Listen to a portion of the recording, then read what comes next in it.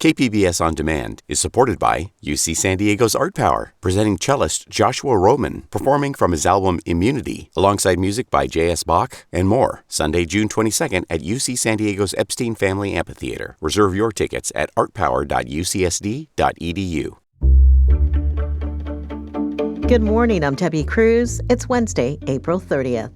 New data shows about half of San Diego families with kids under 6 struggle to make ends meet.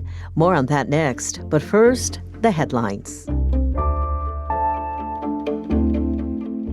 A new report from California Attorney General Rob Bonta says the 6 federal immigration detention facilities in the state are not being run properly. That includes one in Otay Mesa and one in Imperial County. Bonta highlighted what he says is completely inadequate mental health care. That's particularly concerning, of course, because those facilities are working with a population that's at high risk for adverse mental health outcomes. Bonta says he only expects the problem to get worse under the Trump administration. He called on Congress to get involved and force changes in how the facilities are run. Spy cameras were found in women's bunk rooms at an El Cajon fire station. That's according to a claim filed by 4 women last month. According to the claim, the first camera was found in February, disguised as a phone charger. A second camera was later found in another female bunk room, disguised as a clock. The women's attorney told the Union Tribune the city denied the claim. Fire services for El Cajon and La Mesa are provided by the Heartland Fire and Rescue Department. Catholic churches throughout San Diego will hold memorial masses today for Pope Francis. The Diocese of San Diego says each of the 96 area parishes will schedule their masses at times of their choosing. Pope Francis died last week at age 88.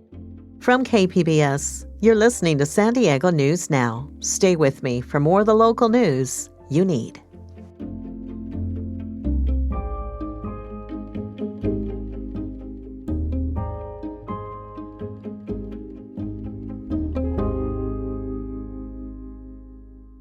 KPBS On Demand is supported by Splatero, helping homeowners pay off debt by offering streamlined access to your home's equity with no additional monthly payments or new debt. Splatero provides a lump sum payment in exchange for a share of your home's future value. Pre-qualification is available at splatero.com.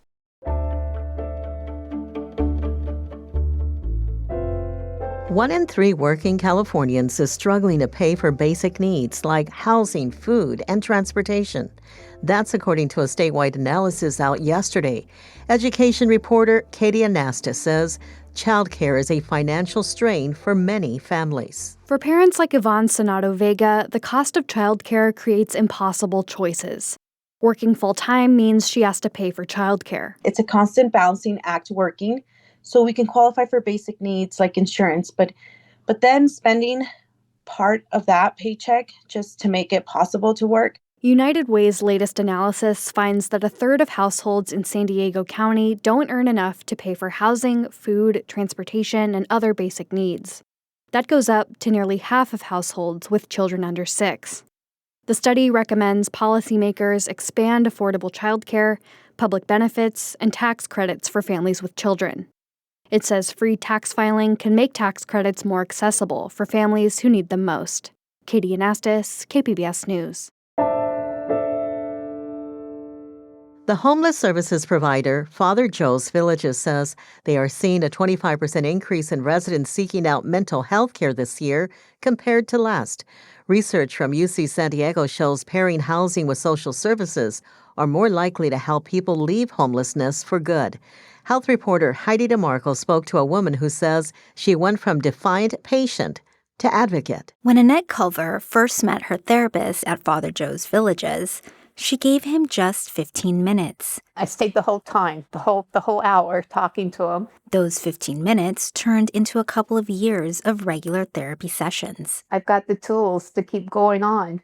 She's not alone. Mark Stevenson oversees the therapy programs. Seeing 200 more individuals and families and children than we did the last year, then we realize this issue with mental health and homelessness is not only persistent, but it's progressive. He says by combining housing, therapy, and healthcare, Father Joe's Villages removes some of the biggest barriers to recovery and reintegration.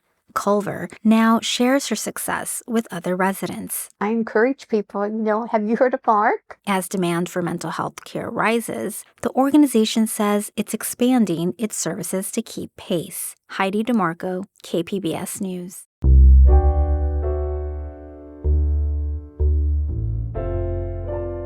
Social media has the power to influence people, and in Encinitas, an online debate on homelessness has spilled into council chambers and the community.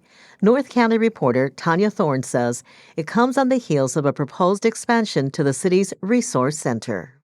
For over 40 years, people in the community have relied on the Community Resource Center in Encinitas for food and supportive services. The center is in downtown Encinitas, within walking distance to the beach, a hospital, public transportation, and public restrooms. Lately, residents and business owners say they've noticed a surge of unhoused people in the area.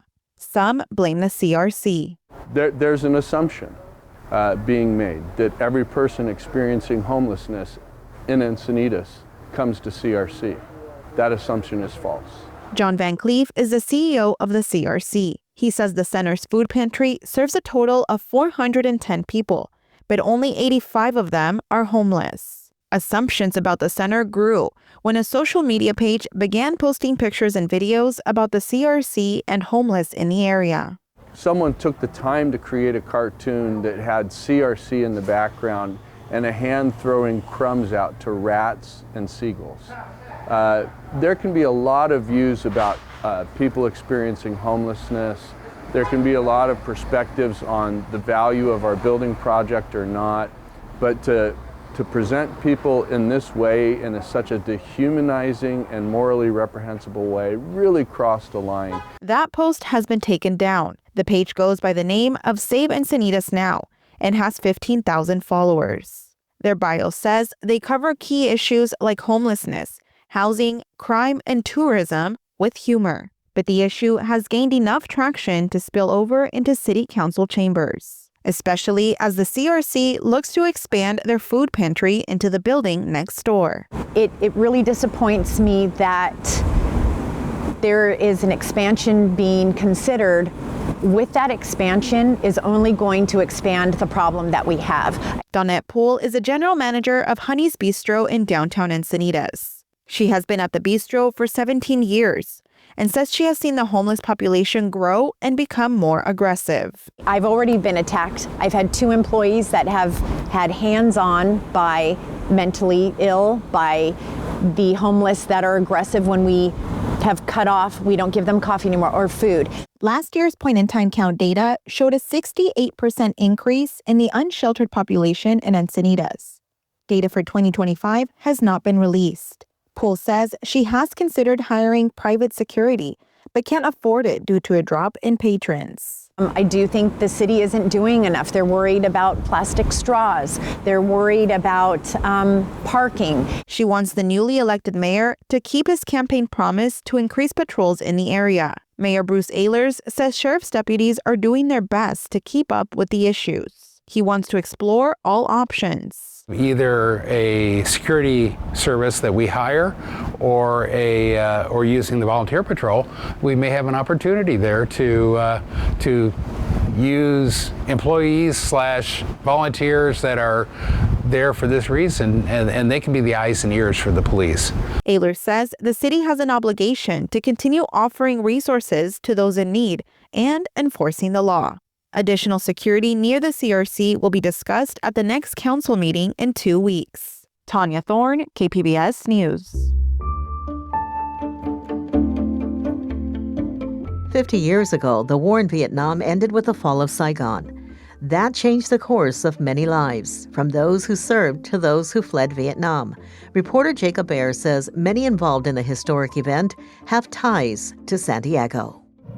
50 years ago, thousands were evacuated from Vietnam to safety aboard the USS Midway, including Hugh Nguyen, who was just a child at the time. But as a 7-year-old, we were afraid. I remember just hanging on to my grandparents and my aunt, my grandparents who raised me. And so, yeah, it was a great journey over here to America. He was one of thousands of Vietnamese Americans and Vietnam War veterans who crowded the USS Midway last weekend at San Diego Harbor. Oh, it's a very emotional day. 95-year-old retired Rear Admiral Larry Chambers commanded the Midway then and risked his career saving South Vietnamese refugees. When we were in the middle of chaos, there were 24 ships out there rescuing. To make way for aircraft with evacuees, Chambers ordered military helicopters pushed overboard.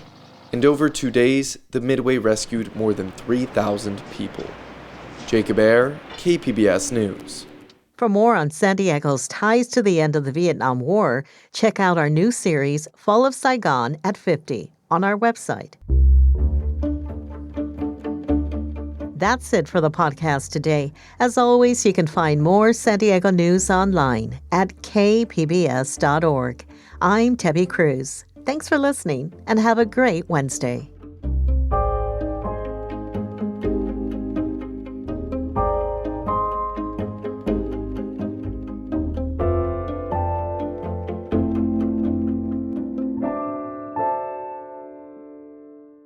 KPBS On Demand is supported by Latino Legacy Foundation, presenting their Storyteller series, Reach for the Stars with Ellen Ochoa, the first Latina astronaut, former NASA director, and San Diego native, Sunday, June 29th. More at latinolegacyfoundation.org.